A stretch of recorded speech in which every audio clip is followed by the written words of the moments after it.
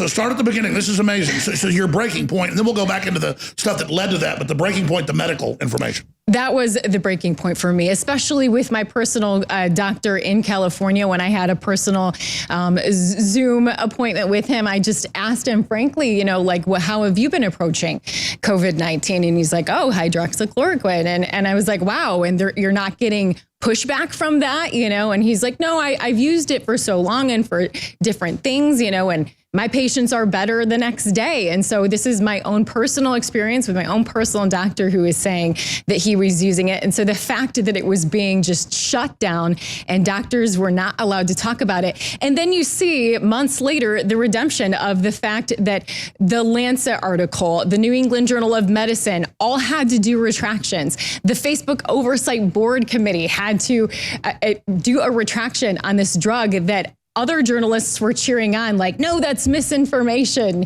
you know? And so that is what's frustrating, is we're not supposed to be taking a position. Well, how about we just deliver what these doctors are saying, say other doctors disagree. He wasn't the only one. The majority, we probably had 50 of them on. I mean, heads of hospitals are like, this is 100%, or inhalable steroids, 100% within an hour is better. And they told them, don't intubate them, it kills them with COVID. So they intubate, and I mean, this is evil. And so I guess what I also find relatable is the fact that these doctors, some are just too afraid to speak. I've been afraid to speak up too much because I'm throwing away essentially a career that I've been passionate about and worked so hard to get to this point. Let's talk about your courage, because it's true. Before you came on today, it was your idea.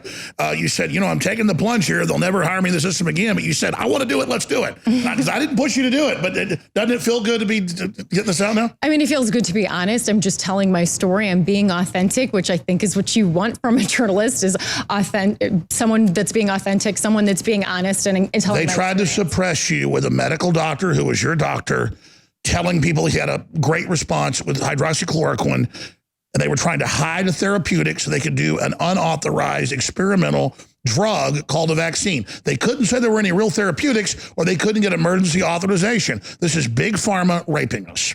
Get into what you were telling me about the colleagues cheering the censorship of the truth about treatments for COVID-19, and then just all those other amazing stories of what was happening behind the scenes and how the left was bullying people.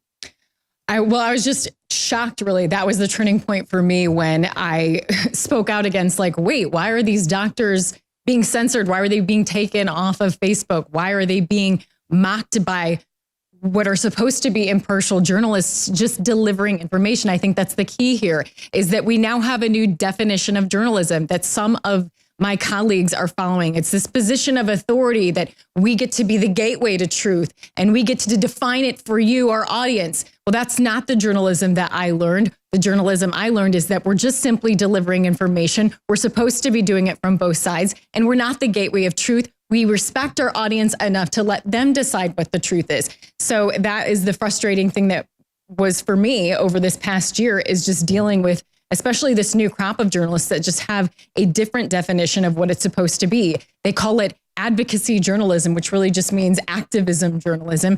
And we're not supposed to be taking a position. If you're supposed to be being a true journalist, respect your audience, give them all the information, let them evaluate the information and decide the truth for themselves. I mean, your story is amazing, and I've read over your notes. You told me some of the other stories. Let's get back to them celebrating censorship. You were saying celebrating the blocking of admitted cures for COVID-19, miraculous stuff. They failed suppressing it, but you witnessed it when they were trying to do this.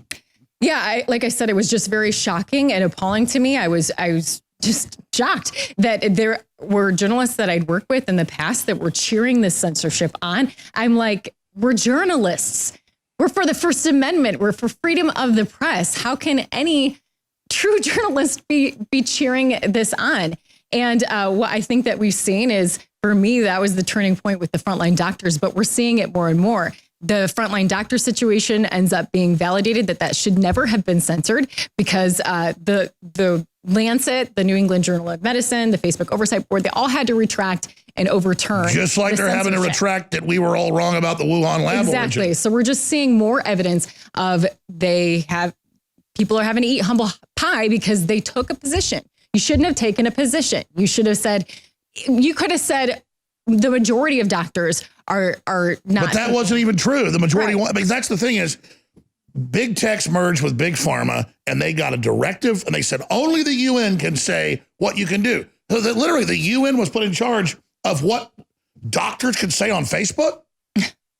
Well, I think that it also is a theme that I noticed this year is just the gross generalizations. You know, suddenly I was reading from a teleprompter, experts say, doctors say, health advisors say. Who are these? Instead of actually having, like, that's very newsworthy, by the way. Were you calling your doctor just to get background research or maybe get him on there? Like, here's my doctor. I trust him. Here's what he says. I mean, that sounds like really good journalism is on the ground. But the thing is like since they've demonized it so much, even if I had asked my doctor who was using it and finding success, what doctor's going to want to go on and admit what they're doing anymore? Sure. Here's a great report I think you ought to do once you start your show. Look at this. This is a screenshot from before April 2020 and the whole COVID global government takeover. Here's after April 2020. This is officially from Webster Dictionary Online with the whole audio player, everything.